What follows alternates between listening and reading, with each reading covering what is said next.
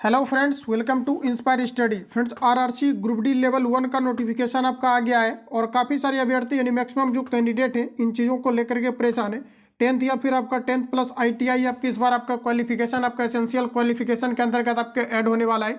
सारी चीज़ों के बारे में हम लोग बात करेंगे A to Z। साथ ही साथ दोस्तों आपका आवेदन इसका कब से आपका डेट आपका शुरू होने वाला है और जो है इसका एग्जाम पैटर्न आपका न्यू एग्जाम पैटर्न आपका सिलेबस क्या कुछ होने वाला है। काफ़ी सारे छात्रों को ये भी डाउट है कि टेक्नीशियन में एग्जाम में जो है आपका सिलेबस चेंज हुआ है, पैटर्न चेंज हुआ है, तो क्या ग्रुप डी के अंतर्गत भी अगर आईटीआई लागू होगा तो क्या इसमें ट्रेड वगैरह कुछ ऐड हो सकता है।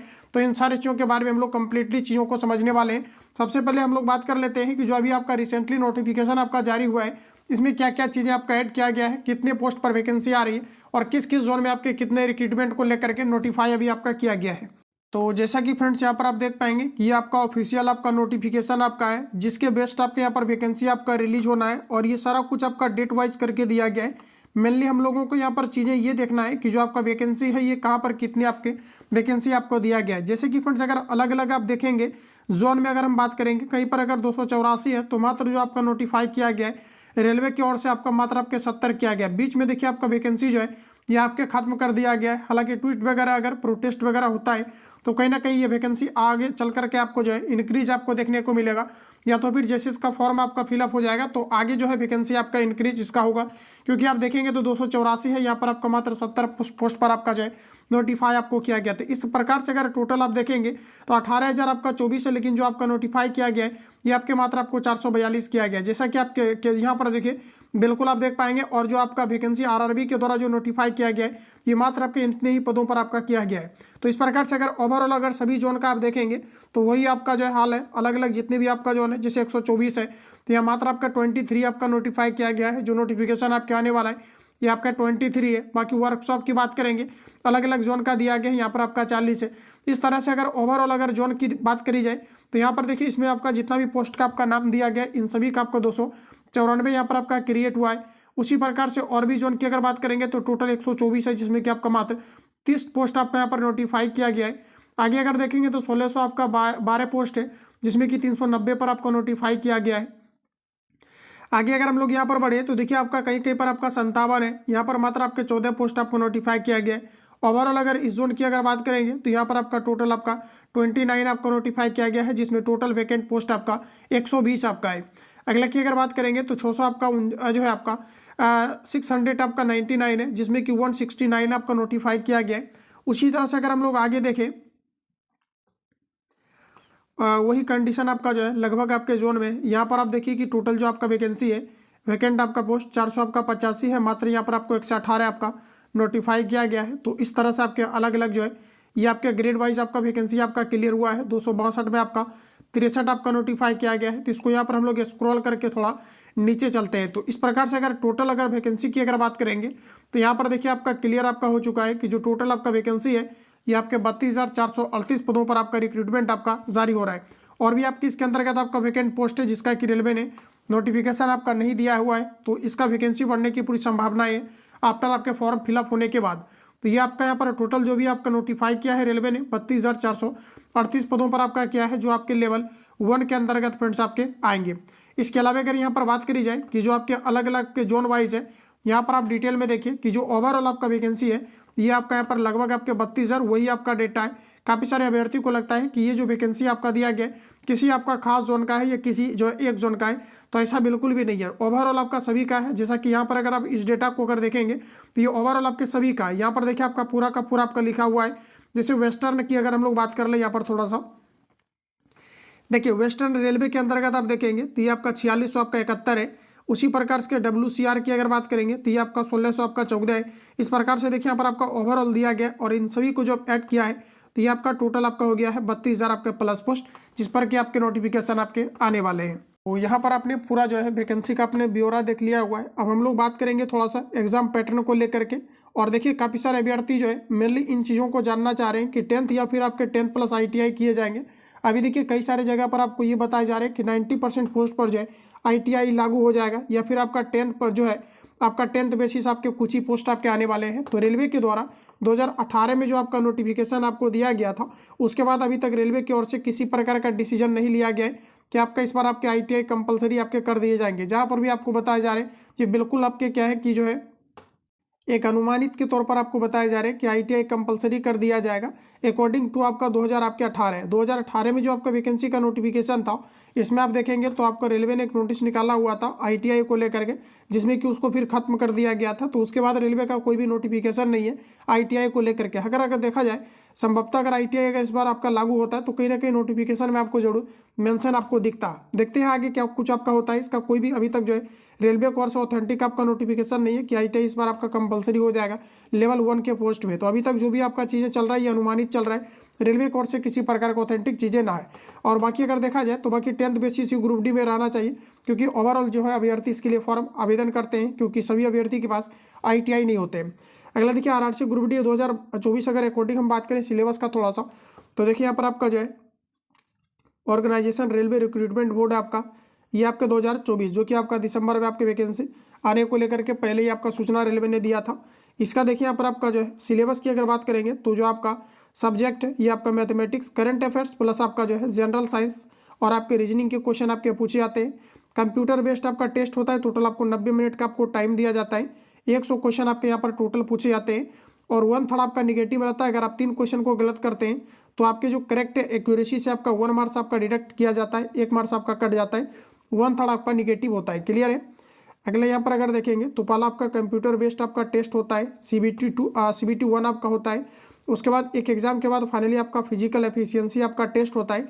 इस बार देखिए जब आपका एनटीपीसी का आपका जो आपका चल रहा था आपका प्रो टेस्ट, उस समय आपने देखा होगा कि लेवल जो आपका 1 यानी ग्रुप डी के पोस्ट पर जो है ये आपका 2 एग्जाम आपका किया गया था, लेकिन प्रो टेस्ट के बाद इसको भी आप देखेंगे तो आपका खत्म कर दिया गया था। तो अगर मान लिया जाए कि जो है CBT 2 भी तो आपका लागू हो रहा था, लेकिन इसके रिगार्डिंग देखेंगे तो अभी तक कोई भी प्रकार का अपडेट नहीं है। तो CBT 2 भी इस बार आपका लागू नहीं होने वाला है ग्रुप डी के अंतर्गत, और संभवतः ITI ना लागू हो तो शायद आपके लिए बेस्ट होगा। तो यहाँ पर देखिए उसके बाद आपका फिजिकल एफिशिएंसी आपका टेस्ट होने वाला है, डॉक्यूमेंट वेरिफिकेशन के बाद फाइनली आपका मेडिकल, उसके बाद फिर आपका सिलेक्शन आपका हो जाता है।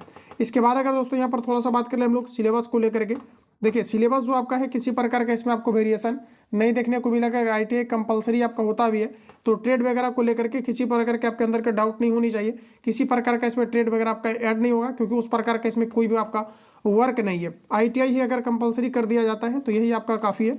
देखिए जनरल साइंस की अगर बात करेंगे तो 25 क्वेश्चन आपके आते हैं 25 मार्क्स का। मैथमेटिक्स आपका आता है 25 क्वेश्चन 25 मार्क्स का। जनरल इंटेलिजेंस और रीजनिंग की अगर बात करेंगे तो 30 क्वेश्चन आता है और ये ओवरऑल आपके 30 मार्क्स का आता है। ध्यान में रखेंगे सबसे ज़्यादा इसी का वेटेज होता है। उसके बाद अगर यहाँ पर बात कर ले हम लोग थोड़ा सा जनरल अवेयरनेस और करंट अफेयर्स का, तो इसका आपका 20 क्वेश्चन आता है और ये आपका 20 मार्क्स का आता है। यानी ओवरऑल अगर GS की बात करेंगे आप साइंस और GK को मिला करके तो 25 और आपका यहाँ पर 20 टोटल आपका 45 क्वेश्चन हो जाता है। इसका भी काफ़ी अच्छा खासा आपका रोल रहता है एग्जाम में, और फाइनली एग्जाम को क्रैक करने के लिए आपको सभी सब्जेक्ट को बैलेंस करके आपको चलना है। तो इस प्रकार से टोटल आपके 100 क्वेश्चन आएंगे 100 मार्क्स का, जिसमें कि आप समय की बात करेंगे ये आपके 90 मिनट आपको समय दिया जाता है। तो ये आपका ओवरऑल इसका सिलेबस है। अब देखिए अगर बात कर ले हम लोग RRB ग्रुप डी का सिलेबस जो आपका ऑफिशियल है, मैथमेटिक्स की थोड़ा सा बात कर लेते हैं चैप्टर वाइज। तो देखिए आपका नंबर सिस्टम से क्वेश्चन आएगा, डेसिमल से क्वेश्चन आता है आपका, डेसिमल फ्रैक्शन से क्वेश्चन आपके पूछे जाते हैं। सारा कुछ आप डिटेल में समझ लीजिए, अगर आप नहीं समझेंगे तो फिर आपका कैसे रिजल्ट होगा, तो आप इसको ध्यानपूर्वक समझिए। नंबर सिस्टम आपके पूछे जाते हैं, डेसिमल आपके पूछे जाते हैं, LCM HCF से क्वेश्चन आता है, रेशियो एंड प्रपोर्शन से क्वेश्चन आता है, मेंसुरेशन पूछा जाता है, टाइम डिस्टेंस का क्वेश्शन 100% आपका 1 से 2 क्वेश्चन आपका आता ही आता है।